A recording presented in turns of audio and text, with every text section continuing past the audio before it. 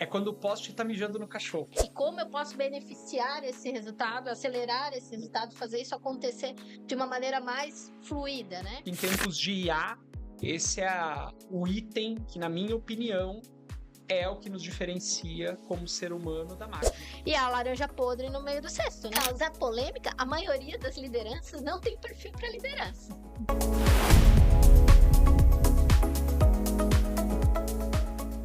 Fala galera, bom dia, boa tarde, boa noite para quem nos vê e quem nos escuta. Meu nome é Diego Zagonel, sou sócio da Cofound, especialista em gestão, tecnologia e o host do seu podcast, o Cofoundcast. Começamos agora o nosso segundo ano, a nossa segunda temporada. O primeiro ano a gente trouxe vários especialistas de mercado, se aprofundaram em temas bem relevantes. E no segundo ano, a nossa ideia é continuar trazendo essas pessoas, trazendo temas importantes para quem está olhando para frente e querendo planejar sua empresa para o ano de 2026, 2027, de cada vez mais organizado e cada vez mais próspero. E nada melhor do que a gente começar esse ano de 2026 com quem coloca isso em prática, que são os sócios da Cofound. Então, estou aqui hoje com Leonardo Colim. Que formal, né? E a Déia Zoboli. Bate palma, bate palma, bate palma. Então, para quem não conhece, vamos começar pela ordem hierárquica da nossa CEO. Depois a gente conta aqui que é o nosso crônico de CEO. A Déia, ela vem com atuação de mercado forte, sempre relacionada a Customer Success, vendas, Growth e PMO. Sempre uma sopa de letrinhas com muita competência. Mas para quem não sabe, eu e a Déia já trabalhamos a long time ago. Né? Vamos esconder as rugas aqui, mas Botox não tá em dia. algum longo tempo aí de trabalho em empresas grandes na linha de software e tecnologia. E também, seu Leonardo, também já trabalhamos juntos. Duas coisas em comum. Olha o né? destino, né? Mestre em design, professor, né, na Univille e especialista em design de planejamento estratégico, né? Então, sejam muito bem-vindos, os sócios e convidados. Obrigada. Que honra, né? Começando 26 já Em grande estilo. Em grande estilo. Os três sócios, né? Pena que a mesa ela é muito larga, senão a gente se cumprimentava. Passei a saudade. Bom. Sem saudade. E aí, para a gente começar esse ano, é um temazinho já bem polêmico, né? Que o nosso marketing já colocou na mesa, assim, já para começar o ano, assim, né? Eles querem muito ser recortes. Onde as decisões começam a dar errado, né? Um tema assim já Todo mundo planejou o ano, fez um plano bem bonito. Isso. E E aí as coisas começam a acabando o dar primeiro mês errado, do né? A gente está olhando aqui e já partindo para uma primeira pergunta, e aí eu vou pegar a ideia aqui de já no susto. Por que empresas bem intencionadas travam, mesmo fazendo muita coisa, né? Então vocês entram numa empresa, vocês, né, são contratados como co-found para entrar na empresa, para olhar para a estrutura, para o planejamento, e vocês enxergam que a empresa está fazendo um monte de coisa e ela está travada, né? Então, assim, qual que é o primeiro sinal de alerta que aparece para vocês de que a empresa está fazendo a mais do que ela deveria? Por que ela está travada? Como é que vocês estão enxergando isso? Acho que, primeiro, muito obrigada. Estou muito feliz em estar nessa mesa com vocês. Vamos falar de coisas muito importantes para esse ano desafiador para a maioria das empresas, né? Estamos num ano aí de 9 meses, como a gente fala para todo Ano mundo. gestacional. Ano gestacional, tem que fazer tudo aí num período curto, porque tem Copa, tem eleição em vários feriados. E isso é uma das coisas que a gente vê quando entra nos nossos projetos através de um diagnóstico, né? A gente costuma sempre começar qualquer projeto com um diagnóstico profundo, emergindo no cliente. E quando a gente faz esse trabalho de escuta ativa, de observação de processos, de conversa, né, muito verdadeira com decisores e as pessoas que estão dentro das empresas, todo esse processo ele tem um pilar que é super importante, que é entender como está essa cadeia de comunicação e também entender como é que tá as definições de prioridades, né? E uma das travas que a gente nota é justamente a ausência de prioridade. E aí vem aquelas frases clichês, mas que são muito importantes, né? Que quando tudo é prioridade, nada é. Isso faz com que as empresas travem seu crescimento, porque abre muitas frentes e não consegue executar todas essas frentes, né? Não tem a capacidade de transformar isso em prática e em resultado. Então, dando uma resposta que me veio agora, né, muito forte é isso, assim, é não ter foco, né, não ter clareza e não conseguir dar essa direção estratégica, operacional e tática para fazer as coisas acontecerem e trazerem resultados. Tem outras coisas, mas daí eu vou deixar o Léo falar aí também. Boa. Primeiro, de novo, também agradecer, dizer que é bem significativo a gente estar aqui, né? Os três, É, né? Os que começaram a Cofound, mas foi oportuno e a gente também não ensaiou nada, tá? Então aqui tá tudo no improviso, tá, gente? Brincadeiras à parte, falando um pouquinho sobre essa temática, tu lendo a pergunta ali, eu pensei numa frase que também é muito clichê, né? De boa intenção, o inferno tá cheio, né? E é isso.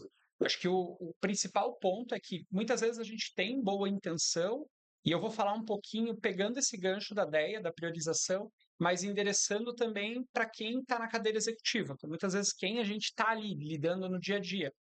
O que eu vejo muito, né, principalmente nas empresas, quando a gente fala do perfil que a gente atua, que são um perfil que começou muitas vezes de uma pequena empresa e está galgando aí um perfil de uma média até, quiçá, uma grande empresa.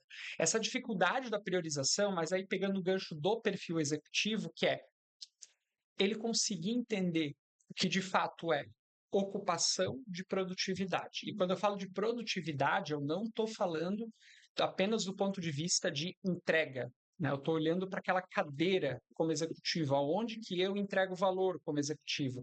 E de fato, entender, vestir esse calçado e entender assim, cara, que o que eu entrego ele não pode ser mais do mesmo, mas sim algo que realmente faça a diferença, que gere valor para o meu negócio, aí é o que a gente fala da produtividade. Então, acho que esse ponto, para mim, ele é nevrálgico, assim, quando eu falo de produtividade e de priorização. E tem outra coisa da produtividade, que produtividade não é hora trabalhada, né? Que às vezes as empresas olham muito assim, o cumprimento do horário, Uhum, né? E aquilo não. Você está fazendo um negócio que não entrega valor. uhum. Trabalhar essa priorização de fato em focar no que entrega valor para a empresa. E para a empresa, você entregar valor para a empresa, você tem que entregar valor para o cliente, né? Não existe como trabalhar essas duas coisas de maneira separada. Então, focar no que de fato vai ser produtivo no sentido de dar mais margem, de trazer um resultado melhor, né? Não só lá para bater ponto. tu falou bastante dessa questão de foco, né? Uhum. Mas vocês não acham que a questão do foco começa numa falta de alinhamento da empresa, Totalmente. interno na empresa? Com certeza. Porque eu percebo que muitas vezes as áreas de uma empresa acabam buscando resolver os seus problemas, as suas dores. E se não existe um planejamento superior Uhum. que alinhe as prioridades, as pessoas acabam olhando para a sua dor e não para a dor da empresa. E aí acaba criando aqueles silos, né, de dores. Quanto E vocês, aí, e aí, quanto vocês acham desculpa, que esse planejamento ou essa visão global afeta na questão do esforço? a gente No lugar errado, né? a gente ter outra frase que clichê aí, o marketing vai ter um monte de É corte forte. aí legal. Mas é quando o poste está mijando no cachorro, né? É mais ou menos isso.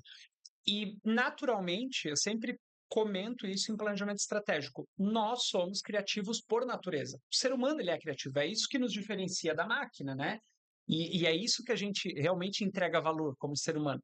Então, se a gente não tem uma definição muitas vezes clara, né, daquilo que é o direcional da organização, as áreas elas vão criar os seus mecanismos ali de necessidade de sobrevivência e geração de valor e às vezes vão desviar do que aí eu acho que é o principal, talvez é a coisa pior que existe, é o desalinhamento. É o desalinhamento, e aí é que nem a gente ter um barco e tiver 80% do time remando para uma direção e 20% do time remando para uma direção contrária. O problema é que aquele 80 que está entregando aquele máximo, ele não consegue nem ir para aquela direção, muito menos o de 20. Então ele fica parado no mesmo lugar, né? Então fica aquele A caos ali. gente entra num problema vetorial nessa Vetorial, história, né? exatamente. Eu quero continuar esse ponto, que eu acho que é bem importante, da falta da visão sistêmica, né? Porque quando a gente trabalha num departamento, você tem os seus entregáveis como departamento, mas uma empresa não funciona com áreas isoladas, Setorial. né? Ela é um organismo vivo e sistêmico, né? A gente trabalhou implantando ERP e sabe muito bem que é tudo um fluxo muito bem integrado, né? Deveria ser. Deveria ser, né? Mas de fato né? Se você, Sim. quando a gente desenha um to be bem bonito, ele vai funcionar dessa forma. E se a gente trabalha com áreas, a gente fica olhando sempre as entradas e saídas do meu departamento, melhoro o meu departamento, mas às vezes eu não estou melhorando a empresa, eu estou dificultando, criando mais barreiras, mais gargalos. Por isso o planejamento estratégico é muito importante, porque todo mundo tem que entender onde a minha área impacta naquele resultado final, né? E como eu posso beneficiar esse resultado, acelerar esse resultado, fazer isso acontecer de uma maneira mais fluida, né? Com essa visão estratégica, o segundo passo, eu diria, é você cascatear isso, fazer isso descer para todas as esferas da empresa, para que a tomada de decisão do dia a dia seja priorizando aquilo que está no estratégico, né? E aí vem uma questão de comunicação que é super importante, né? E dessa cadeia de execução que tem que ser bem orquestrada para um planejamento estratégico trazer o resultado. Tanto que a gente não trabalha planejamentos estratégicos, a gente trabalha jornadas, porque a gente entende que esse ciclo é um ciclo de aprendizado e de sincronismo de atividades para conseguir chegar num resultado que se espera. Afinal de contas, são pessoas e tem que trabalhar essa cultura e toda essa comunicação. Mas já fui para outra pauta aí, né? E essa. Não, tá tranquilo. E essa ineficiência, né? Porque no final dos contos, a gente aqui está falando em perda de foco nas empresas, com a falta de alinhamento, que gera uma perda de foco e acaba gerando o travamento da empresa. Estou fazendo um monte de coisas e não estou conseguindo evoluir. Em que ponto que vocês, quando entram na empresa, percebem que isso está relacionado à tomada de decisão ou falta de tomada de decisão da empresa? Em que momento da jornada vocês percebem isso hoje? Assim, acho que o principal momento em que a gente tem essa percepção é logo no início, é onde a gente está lá no diagnóstico, né? Então a gente não inicia. Eu gosto muito de analogia porque daí fica fácil de entender, né? É como se fosse um médico. Ele não vai te receitar o medicamento sem fazer um exame. Então é igual quando a gente opera. A gente vai entrar na empresa e a gente vai fazer um diagnóstico para entender o que está acontecendo.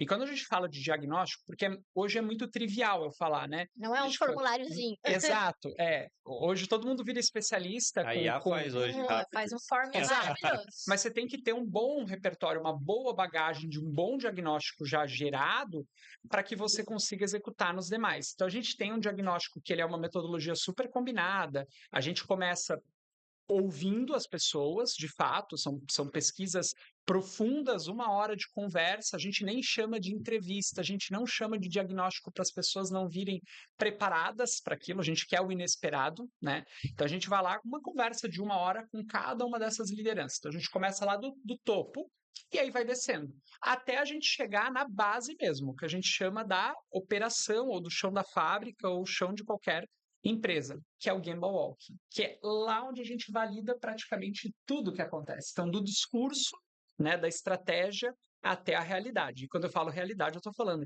conversa com o cliente, a gente já acompanhar a entrega, acompanhar a produção. É isso. Isso que eu ia perguntar para vocês, assim, detalhe um pouco mais o que é esse Gemba Walking para o pessoal.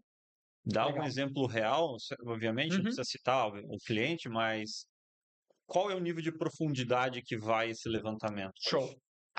O Gemba Walking, basicamente, ele é um sombreamento, né? Então, a gente faz em áreas, né? Então, a gente determina áreas ali com os principais gaps que a gente identifica no diagnóstico, porque já rodou algumas etapas, e aí a gente vai na operação. Então, quando a gente fala de operação, operações internas dentro do cliente e até operações externas, como a Deia comentou. às vezes uma entrega, né? A gente já teve oportunidades e aí clientes reais, né? Que a gente foi, de fato, entregar esse material para o cliente. A gente foi lá, viu, tirou o pedido junto com o representante e no dia da entrega, 2, 3 dias depois, a gente foi Se entregar. vestiu de funcionário Exatamente. A gente brincava, era o chefe secreto, mas chefe ele era o secreto. consultor secreto, né? E para o entregador, o mais importante, assim, é que para o pessoal da entrega também, a gente falou que a gente estava aprendendo, né? A gente não falou que era consultoria, não. Então, a gente pegou a vida tal qual Como é, né? ela é, né? A Legal. gente pegou exatamente, assim, pelo menos o retrato, né, mais oficial possível. E aí, assim, tem vários exemplos. E A o que é Déia pode legal citar, disso, assim, assim, várias. aí, independente do exemplo, mas qual é o que a gente busca nesse processo?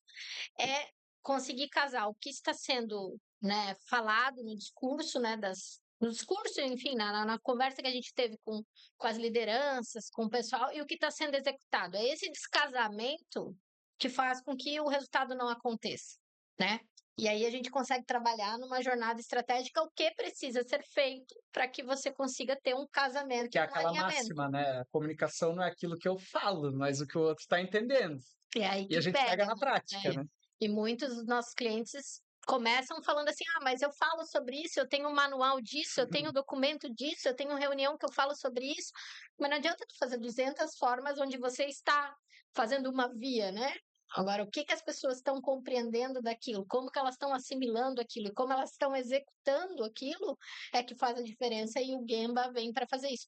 Mas Gemba precisa de método, tá, gente? Não é só ir lá e ficar olhando, né, e anotando, né? A gente tem toda uma metodologia aí, berço do design, né, que mostra como fazer isso e a gente executa isso muito bem. Legal. A gente estava falando aqui do processo decisório, né? E talvez da trava que ele gera na empresa, né? E aí, qual que é o momento que vocês entendem que é importante abordar isso dentro da empresa?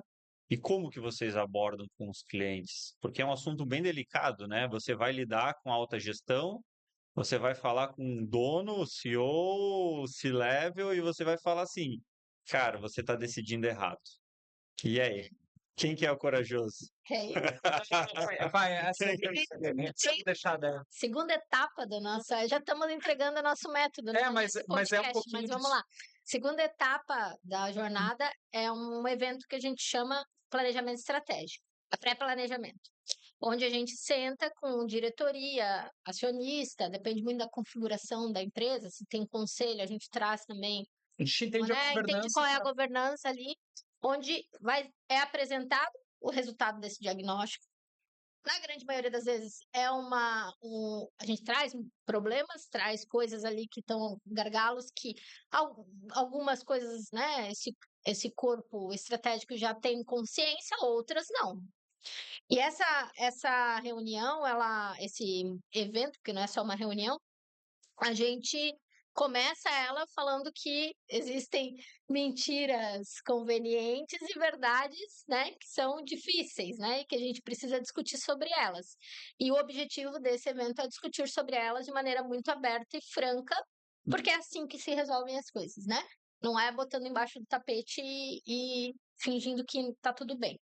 Então, é aí que se expõem os problemas decisórios e começa a se discutir o que vai ser feito, né, para poder tomar decisões melhores e fazer isso cascatear, né? E por que vocês acham que isso demora tanto a acontecer nas empresas? E por que precisa ter alguém de fora Uhum. para conseguir trazer essa visão? Porque, assim, o dono, o responsável da empresa, ele é o que mais preza normalmente pelo caixa, né? Sim. Tirar foco, trabalhar de maneira ineficiente, isso tudo só afeta a caixa, né? E por que o que leva essas pessoas a chegarem nesse ponto? Uhum. Porque elas não tomaram algumas decisões difíceis e chegaram nesse ponto. Aí elas precisam trazer alguém para ajudar a tomar essa... E assim, por que vocês acham que acontece isso hoje dentro das empresas? Por que essas decisões elas acabam sendo tão difíceis de serem tomadas? E por que os donos, CEOs, eles não são mais objetivos nesse aspecto? Para não ser prolixo, tá? Mas eu vou separar um pouquinho da minha resposta. A Déia já tá rindo porque ela sabe que eu sou. Mas acho que tem um ponto muito importante aqui na tomada de decisão, antes da tomada de decisão, que é a tomada não de forma empírica. Eu acho que aí tem. Imagina quanto mais estratégico eu sou e quanto maior a minha organização ela vai ficando, mais estrutura, né? Imagina uma organização com 1.000 funcionários. A dificuldade, né, de quem está aqui em cima, o CEO, de chegar lá na operação, ela é tamanha, né? E aí não ser empírico a tomada de decisão com base no feeling, né, e nas percepções, que é um pouco do que a Déia disse. A gente materializa quando a gente traz um diagnóstico robusto. Então, A gente traz um dado. Então, tu está falando que não é muitas vezes a atitude do dono, do CEO, é a falta de sensores à realidade que está acontecendo na ponta. Boa leitura, exatamente.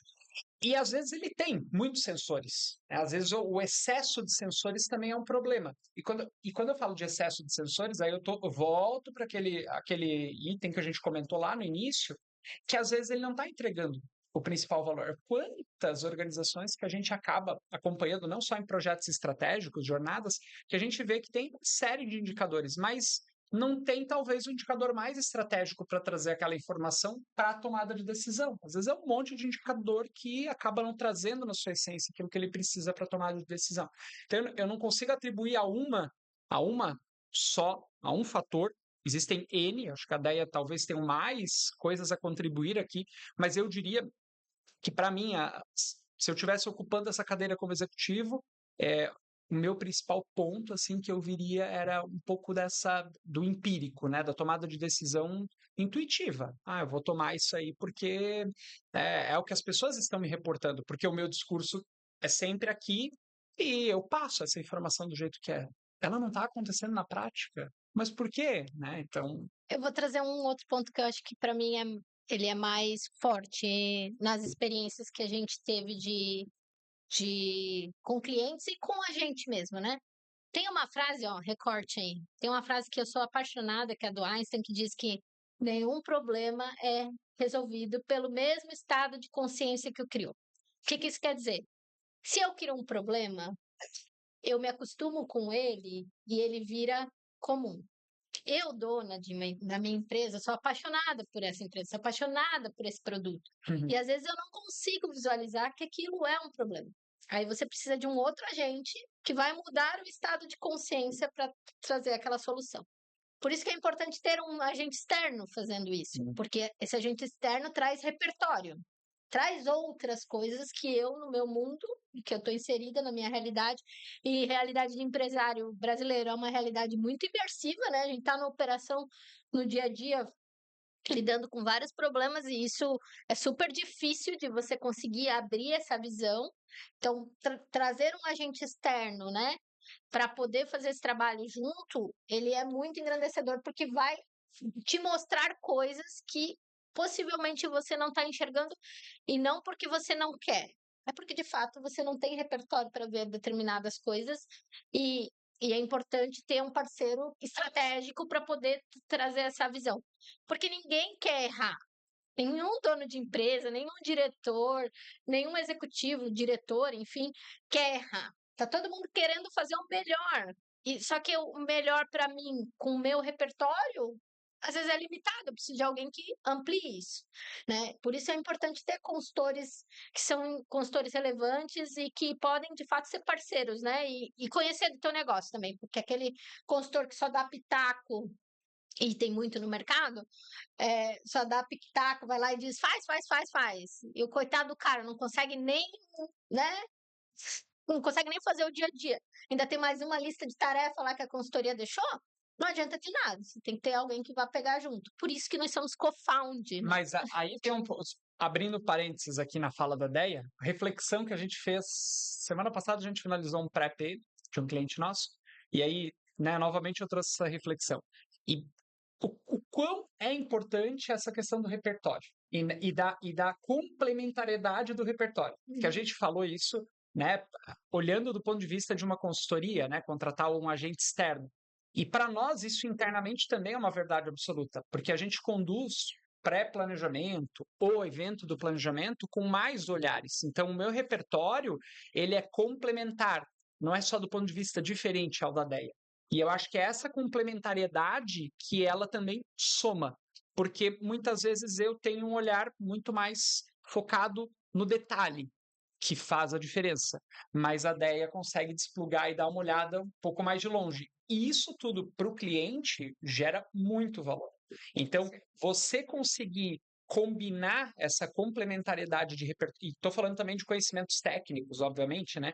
Mas combinar isso tudo aí realmente entrega muita informação rica e priorização, né? E aí a gente vai para a terceira etapa. Não sei se a pergunta vai ser essa, mas já vou para a terceira etapa do planejamento estratégico. Entregou a receita do bolo inteiro. Agora vocês têm a receita Ainda do bem que o chefe que faz diferença. Mas, exatamente. Que é o evento do planejamento, né? E trazendo essa complementariedade, a gente trabalha um conceito muito importante que é o conceito de cocriação. Por que cocriação? Porque eu nunca vou saber tudo, o Léo nunca vai saber tudo, o gerente comercial da empresa X nunca vai saber tudo, o gerente industrial da empresa Y nunca vai saber tudo. É quando a gente junta essas pessoas com seus repertórios para co-criar o planejamento da empresa, é que a gente consegue construir algo poderoso de fato, né? A partir dos direcionadores que a gente Com desenvolveu. certeza, né? Não são Uhum. coisas aleatórias, mas assim, essa cocriação, esse trabalho de entender que cada um tem um papel e seu papel é importante e relevante para aquilo, faz com que os projetos sejam mais potentes e a execução ganhe um engajamento muito maior. Legal, mas a gente tá. A ideia era fazer um episódio mais. O marketing pediu, né? Fazer assim, Ah, a mais gente tá muito brabo, bonzinho. né? E vocês estão muito bonzinhos, assim. Ai, ai. Estão dando muita aula aqui. Eu falei, não quero aula aqui, eu quero um pouco de pinga-fogo, assim, né? Quero saber o seguinte: qual o perfil de liderança, na visão de vocês, que dá mais certo Eita, nesse mundo atual? eita, Vamos lá. Não é nem mais um VUCA, né? Isso já foi, né? já Tá foi. mudando tanto. Qual é o tipo, qual é o perfil de liderança que hoje auxilia quando vocês entram na empresa e vocês precisam fazer, sabem que vocês precisam fazer uma transformação, Uhum. ajudar a fazer uma transformação, vocês vão ter perfis e perfis de liderança. Qual é aquele que vocês se agarram ou aqueles que vocês incentivam para que a mudança aconteça como ela tem que acontecer? E essa pergunta está totalmente fora do script já para deixar. Então, essa Pra para saber causar Eu nem li o script, polêmica, então tá tudo certo. causar polêmica, a maioria das lideranças não tem perfil para liderança. Começamos por aí, né? Porque liderança determina algumas coisas. Primeiro, você tem que ter dominância, tomada de decisão, né? Segundo, coragem, né? Muita liderança não tem coragem, tem que ficar pedindo bênção toda hora. E terceiro, inteligência emocional, né? Que é você poder lidar, e isso, né? São coisas que eu acho que são importantes na liderança, acho que tem bibliografia para isso, inclusive, não vou conseguir citar agora, mas eu acho que é aí que pega, assim, na maioria das vezes. E a gente encontra muito líder que era muito bom naquele papel, e aí ele foi promovido a líder. Perfeito. Um exemplo clássico. O melhor vendedor vira gerente comercial. O melhor desenvolvedor vira o gerente de tecnologia. E não tem essas características que a gente nomeou. E não é Então, uma verdade, na verdade é eu uma acho que, inverdade. cara, para mim, assim, olhando o mercado como um todo, esse desenvolvimento de lideranças é uma coisa que precisa um investimento da empresa. Assim, ser líder é uma coisa que é uma jornada solitária, uma jornada complexa, que demanda muito da pessoa e principalmente da pessoa querer desenvolver outras pessoas, né?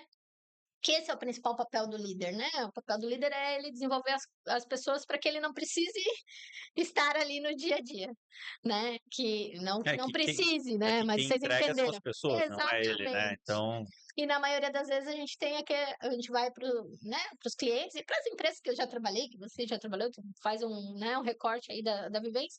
Eles querem estar com as coisas embaixo do braço, centralizando a informação, centralizando a tomada de decisão, e faz com que a empresa não cresça, porque depende de uma figura ali para fazer. Acho que tem um ponto assim, pegando esse gancho da Deia, nunca se falou tanto nessa carreira Y, né, do especialista e do gestor, propriamente dito. Eu acredito muito nisso, acredito que tem muitos bons especialistas que vão continuar sendo bons especialistas e não vão ser bons gestores, assim como bons especialistas que se desenvolveram para virar bons gestores, e o contrário também, bons gestores que, às vezes, como especialistas, não vão conseguir, né, entregar. Então, acho que essa verdade, ela é uma verdade para ambos os exemplos. Respondendo a tua pergunta bem objetivamente, é porque, para mim, isso é a principal qualidade, e eu não estou falando só para liderança, mas principalmente para liderança, pensamento crítico. Para mim, acho que em tempos de IA, esse é o item que, na minha opinião, é o que nos diferencia como ser humano da máquina. Porque é um fato, a máquina vai executar, ela já executa muito melhor do que a gente. Análise, síntese, informação, correção, isso aí, processo, aquilo que é rotina, padronizada, a IA já consegue muito melhor do que a gente fazer. E o pensamento crítico, quando eu falo, né, fazer melhores perguntas do que dar melhores respostas ou boas respostas, isso realmente, assim, para o líder, acho que é um pouco da atitude principal e do desenvolvimento dele como liderança, é o atributo que eu considero o essencial. Mas eu sinto falta de um humanismo aí também, né? Uma empatia ou alguma coisa relacionada ao desenvolvimento de pessoas, assim. Eu acho que no pensamento crítico eu concordo plenamente, afinal de contas, quanto você tem pergunta, você tem alternativa. Quando você já dá a resposta, você limitou a criação, né? Então, saber fazer perguntas faz com que a gente crie, resolva problemas. Mas, como líder, estar preocupado com o outro, seja o outro, né, o teu subordinado direto, teu par, o teu superior, todo mundo tem, né, relações que precisam ser feitas. Esse humanismo, acho que também é uma coisa, não sei qual é a palavra exata, aí vocês vão pedir desculpa, mas esse olhar para o humano ali, desenvolvimento humano, que é uma das coisas que o Diego falou ali, é um item super importante. Legal, legal. Gostei da. Ficou Gostei, polêmico? gostei da. Não, ficou bom, ficou. Olha. Não estava no roteiro, mas eu também não li Achei que a roteiro, gente ia então pra tá tudo bem. baixaria já, mas olha, foi legal, né? Mas eu vou continuar insistindo aqui na É baixaria. baixaria. Quero erros de decisão que custaram tempo, dinheiro e credibilidade. Que vocês viram dentro dos clientes, ou fora, ou nas Mercado. empresas, mercados. A gente também, né? Erros de decisão. Na empresa, na própria Cofound também. Em casa? Não, não, em casa não, em casa não. Acho que o ponto principal, assim, para mim, né, falando de erros de decisão, eu vou pegar o gancho do que a Deia comentou. Às vezes a gente é muito apaixonado, né, por aquilo que a gente quer. E tudo bem, eu acho que um pouquinho do empreendedor é isso, a gente tem que Tem que acreditar. ser Né? apaixonado. A gente tem que ser apaixonado pela Cofound para fazer o negócio acontecer. Mas eu diria que a paixão, ela não pode beirar aí o delírio, o devaneio, né? Eu acho que às vezes a gente é tão apaixonado por algumas coisas que a gente começa a delirar, né? E aí pode fazer boas analogias com o processo de amoroso, né? Dá boas analogias em relação a isso. Por que a gente fala isso? Várias coisas que a gente já desenvolveu até internamente, né? Que deram certo e muito errado. Eu gosto muito da frase do Silvio Santos que ele fala assim: os 50 CNPJs que eu tenho ativo pagam pelos 150 que eu já fali. A conta, ela tem que fechar, no final das contas. Então, aquilo que eu tenho de paixão, que eu tenho que acreditar, um pouco do meu delírio, ele não pode virar uma loucura desenfreada. Mas ele tem que ser muito maior do que aquilo que por vezes, eu arrisquei. O que a gente faz aí, aprendeu no dia a dia, tanto nos nossos clientes quanto, né, dentro da Cofound? Eu tenho vários exemplos com alguns clientes que a gente desenvolveu isso. É mitigar um pouco desse risco através de validação. Né? A gente tem, inclusive, produto para isso. Né? A gente é contratado frequentemente por algumas empresas que quer mitigar um pouco desses riscos e nos contrata para fazer uma Errar avaliação. todo mundo vai, mas errar mais rápido, mais barato, aquela velha máxima do mundo startup. Exatamente. E assim, é essa convicção de entender de forma bastante humilde, assim, cara, eu não tenho a verdade absoluta, mas o meu cliente, de alguma forma, eu consigo extrair dele algumas informações para colocar, posicionar esse produto, esse serviço de forma melhor no mercado. A gente tem um exemplo bem real, que foi bem bacana durante assim, vários meses de operação, que foi um case lá da Meia, que a gente já apresentou, já falou aqui no podcast, inclusive, que foi isso. A gente tinha uma hipótese, que quando a gente não tem certeza, a gente tem uma hipótese. Ah, eu tenho uma hipótese, eu vou vender esse copo d'água aqui, né, na Amazônia. É diferente de você vender esse copo d'água aqui no deserto do Saara, lei da oferta e da procura, né? Então, foi a mesma situação. A gente tinha uma hipótese que ia vender para um determinado público daquele argumento, daquela forma. Quando a gente percebeu, e sorte que a gente não tinha lançado o produto, a gente validou antes com o mercado e a gente percebeu, pô, esse argumento não vai colar. Então a gente mudou antes, já lançou com esse argumento que o público estava endereçando. Legal, a resistência foi muito menor, objeções menores. Então, assim, é um pouco, né, do processo de validação. Aí eu vou reforçar um ponto que eu acho que vocês falaram em frases muito sutis, mas que, respondendo a tua pergunta, para mim, ela é muito forte, assim. Não tem problema errar. A gente tem que parar com essa história de que não vai errar, faz parte. Empreender e desenvolver produtos e mercados é uma jornada de tentativa e erro. Agora, a questão é, o que eu estou aprendendo com esse erro para melhorar para o próximo ciclo? Acho que essa é a principal mensagem, assim, tem erros que custam muito caro, porque você fica insistindo naquilo, se apaixonou e quer que aquilo dê certo, e enfim, vai empurrando a pedra morro acima, né? E tem um cliente que a gente fez um projeto que o cara já estava com um produto desenvolvido, software desenvolvido, já tinha investido vários R$ 1.000 ali numa estratégia de comercialização, marketing, equipe comercial, fazendo abordagem, prospecção e não conseguia vender. Uhum. E aí a gente fez uma validação e o mercado não ia comprar, porque aquilo não entregava valor para o cliente. Então, assim, já tinha construído tudo aquilo, né?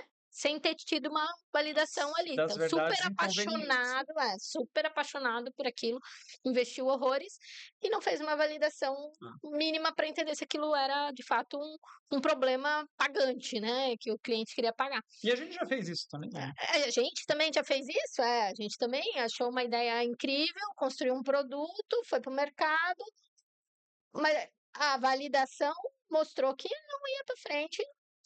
Demos rollback, voltamos ali alguns passinhos para trás.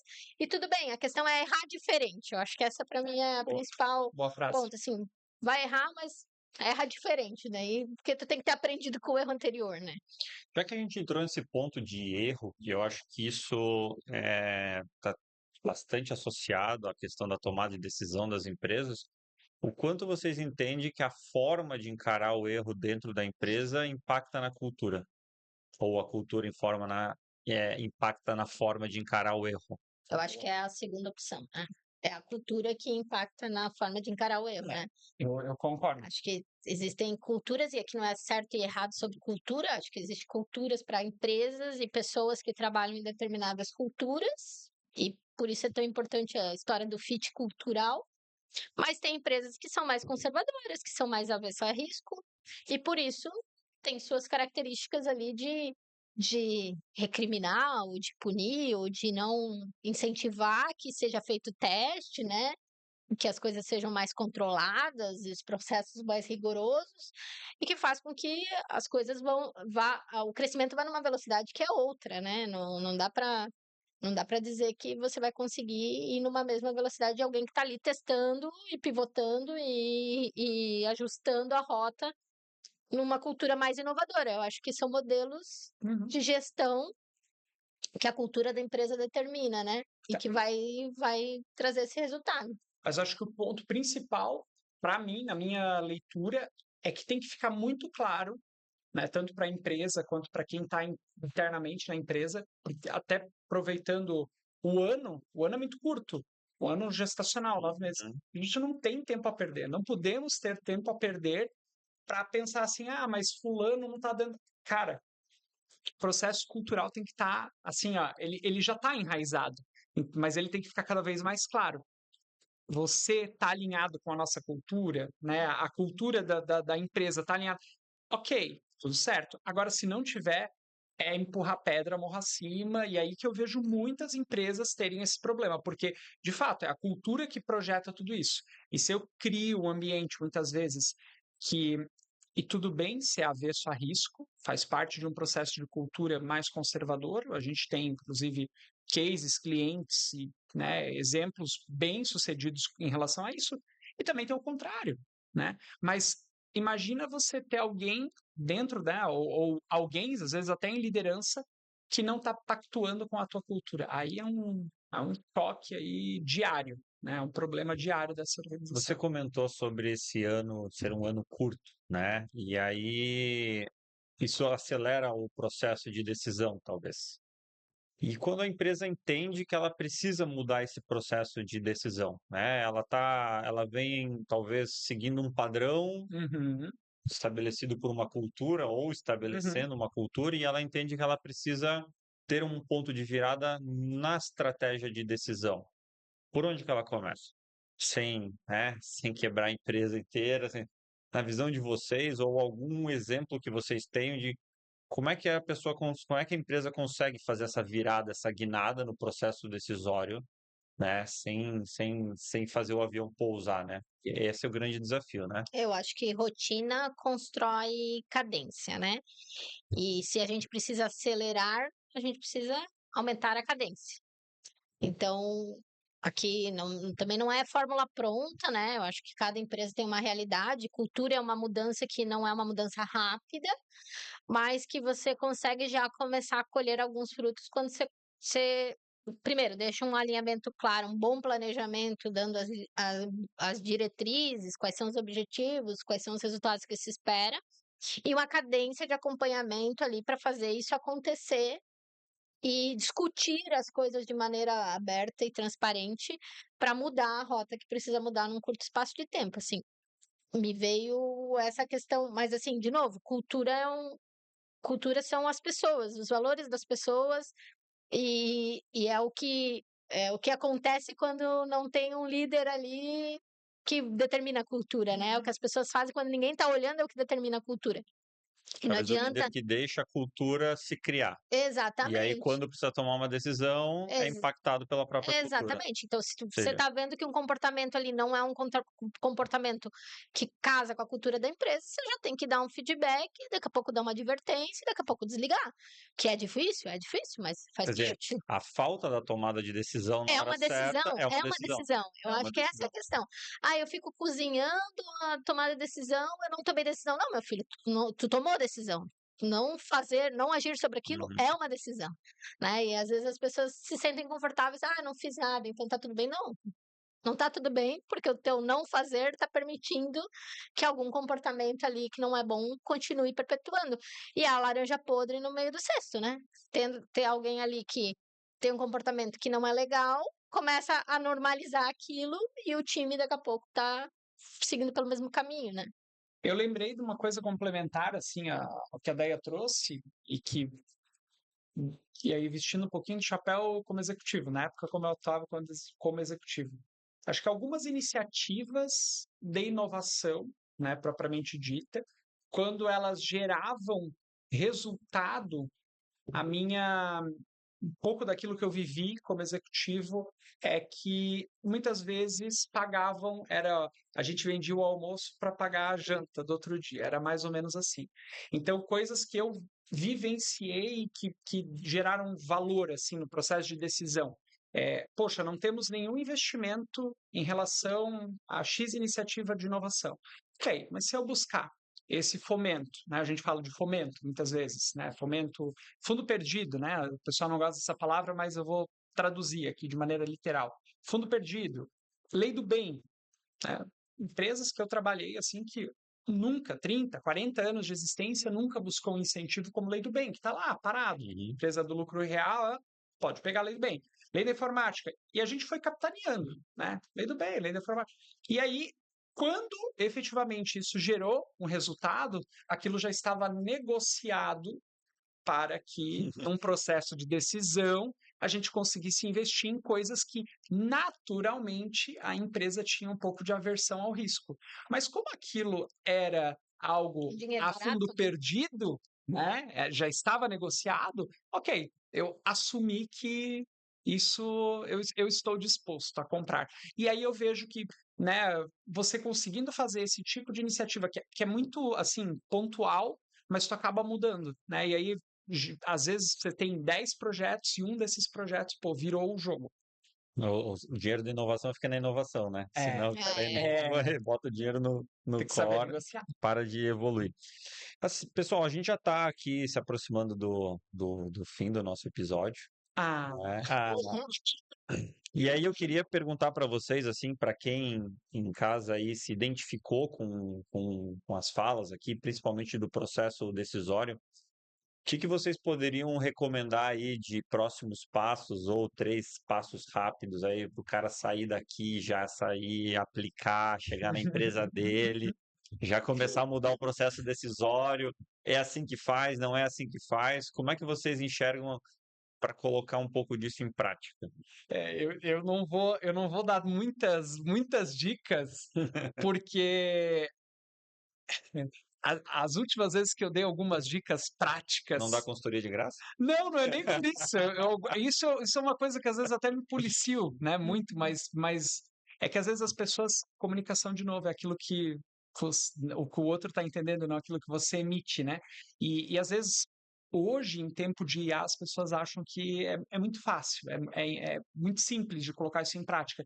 E tem coisas que não são, né? Cultura, valores, propósito, às vezes parece chover no molhado, mas isso realmente é desafiador, né? O que eu diria, assim, em 3 passos? Primeiro ponto, tenha momentos de ócio, no sentido do ócio criativo, para conseguir enxergar o que a gente brinca, né, da floresta. Porque se você estiver assoberbado como líder, dificilmente tu vai conseguir olhar para o estratégico. Acho que esse é um primeiro ponto. Então, cuidar, né, isso é uma coisa que a gente também Saúde mental. tenta se policiar, principalmente como líder, de não ter a agenda empilhada. Isso é um desafio grande, me coloco nesse lugar também.